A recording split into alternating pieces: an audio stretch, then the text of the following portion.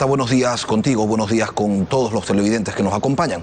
La Asamblea Nacional aprobó el proyecto de ley de fomento productivo y, sin embargo, durante el último tramo de la discusión surgieron un sinnúmero de interrogantes entre los sectores políticos que en primera instancia acogieron de buena manera la propuesta del Ejecutivo. Esta mañana nos acompaña Eliseo Azuero, asambleísta del BIN, Bloque de Integración Nacional. Asambleísta, buenos días. Buenos días, Lenin. Un placer estar con ustedes. Buenos días, Ecuador. Usted fue uno de los que votó afirmativamente, sin embargo tenía reparos. ¿Por qué finalmente se decidió por apoyar el proyecto y qué cree que se ha quedado en el tintero? Bueno, inicialmente yo tenía unos reparos respecto del tema de la ley amazónica, por ejemplo, que establecía la posibilidad de que se revise aquellos beneficios que obtuvimos luego de la ratificación del texto original que aprobara el Congreso Nacional en días anteriores. Asimismo, yo tenía también reparos respecto de la condonación de intereses, recargos y demás a los créditos del IESE. Uno de los temas también era el tema del techo de la deuda. En el tema del techo de la deuda se establece una programación cuatrianual que le obliga al régimen a que en estos 3 años sí puede endeudarse fundamentalmente para gastos de inversión, pero que al final, luego de este proceso, tiene que llegar con esta estabilización fiscal de forma tal que se cumpla lo dispuesto en la normativa, que es no exceder del 40% del PIB. Es decir, lo terminaron convenciendo.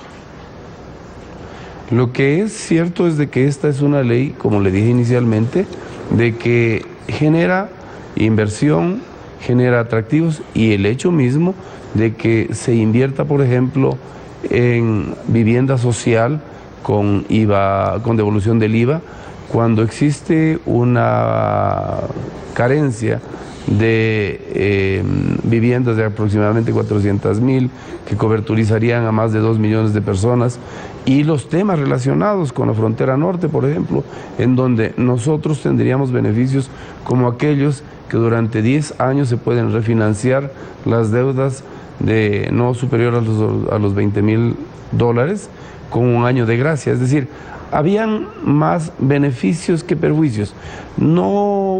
O el colocarnos en posición de ser críticos por críticos y no abonar, como lo hicimos en su momento, para que algunos temas que inicialmente fueron planteados en el proyecto original sean variados. Para nosotros, como bancada, significó más que suficiente el hecho de poder ir hacia adelante respaldando ese proyecto de ley. Son 3 las etapas que se conciben en el proyecto para ir acomodando el desastre de las finanzas públicas que heredó el actual gobierno. Recordemos lo dicho por Esteban Albornoz, ponente de este proyecto de ley en días pasados aquí en Contacto Directo.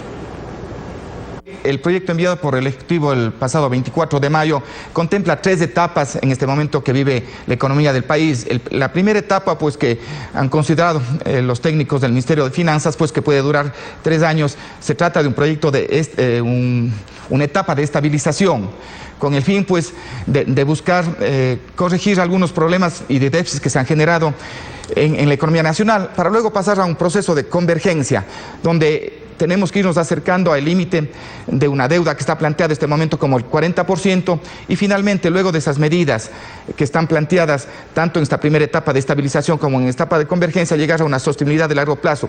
Para eso definitivamente es necesario recurrir a deuda. En lo que refiere al ámbito económico, el gobierno ha dado muestras de transparencia, el régimen se ha mostrado abierto al diálogo y es por eso que se termina dándole un espaldarazo. ¿No considera usted, asambleísta, que son muchos los riesgos que se corre el país al entregarle un cheque en blanco? Yo no diría que es un cheque en blanco, porque la norma establece que en 3 años, luego de haber podido endeudarse, tiene que presentar resultados luego de la estabilización fiscal.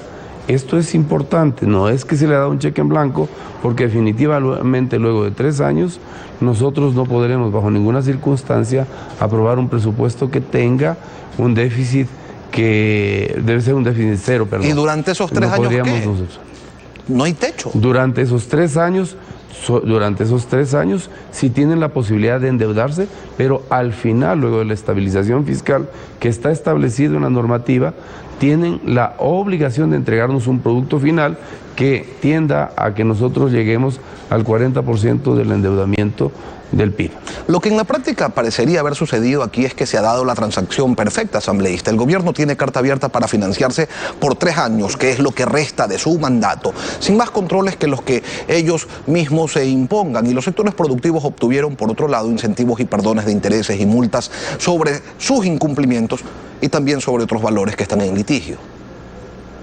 No solo los sectores productivos grandes, también los pequeños, el tema de que exista un seguro agrario, el tema de que existan tasas diferenciadas de interés para los sectores deprimidos, el tema de que existan las sedes, es a mi juicio una forma de incorporar en el campo productivo a decenas de miles de personas que quieren esta oportunidad. Sí es cierto que no es la ley perfecta, no podemos decir lo contrario. Lo otro era quedar tal cual estamos y seguir en la crítica constante de que el Ecuador tendrá finalmente que ir al descalabro total económico y social. Por eso es necesario apostarle a una normativa que hace posible que también los que han estado afectados por los intereses, recargos y multas, puedan también acogerse a este proceso, que es una gran cantidad de ecuatorianos que igualmente salen beneficiados. Y por supuesto en el campo productivo se abren las posibilidades de reinvertir en zonas que tradicionalmente no han existido este tipo de inversiones, como es la periferia y como son las zonas de frontera en donde la situación es calamitosa. Usted dice, si la ley no se aprobaba nos íbamos al descalabro total. Los correístas señalan que este proyecto de ley afecta a la estabilidad económica y la dolarización. ¿No podemos creerle nada al correísmo? Yo creo que si hay que creerle, hay que basarse en por qué ellos en abril del 2015 hicieron una ley similar a esta para recaudar 700 millones de dólares y perdonar una cantidad aproximada de 900 millones de dólares. En este caso, cuando el país requiere de recursos, se podrían recaudar 700 millones de dólares en el presente año y 200 millones de dólares en el siguiente año. No se está perdonando el capital, se están perdonando los intereses, mora y recargos de las deudas que tienen todo mundo.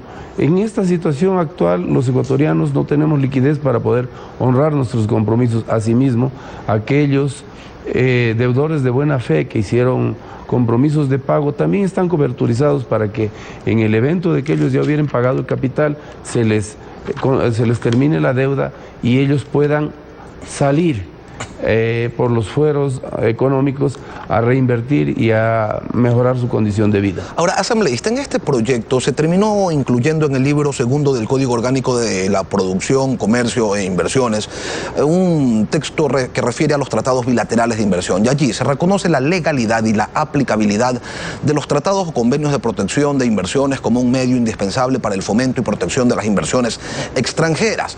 Por lo tanto, dice el texto, se reconocen y garantizan en el derecho local los estándares absolutos y relativos internacionales de protección a las inversiones, los cuales serán protegidos y aplicados de conformidad a las leyes y a los tratados bilaterales de inversión debidamente suscritos por la República del Ecuador.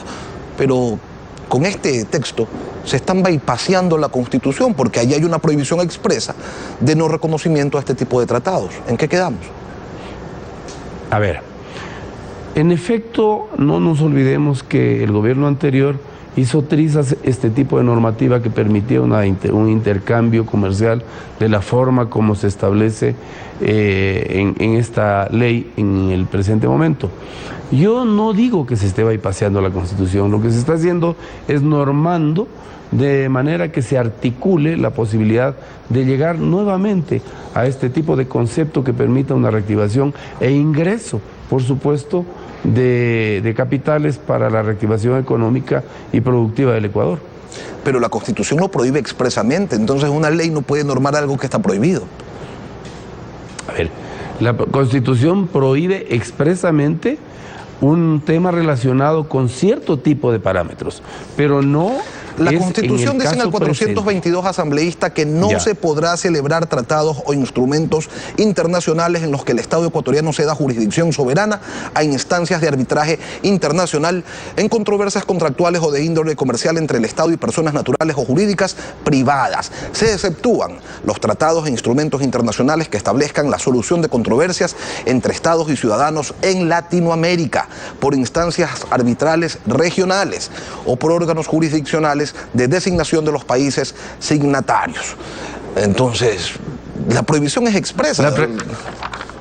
La pregunta es si esta disposición ha generado el clima adecuado para que en la región latinoamericana, por ejemplo, los temas arbitrales hayan tenido el éxito correspondiente. No se olvide que nosotros lamentablemente tenemos que pagar muchos recursos por la inaplicabilidad de esta disposición, que ha puesto de manifiesto que el Ecuador no sea atractivo para que se pueda invertir en él, toda vez que nos hemos cerrado de manera muy categórica a la posibilidad de tener acuerdos bilaterales. Entonces la pregunta y el tema asambleísta es si se debe o no reformar la Constitución en este aspecto.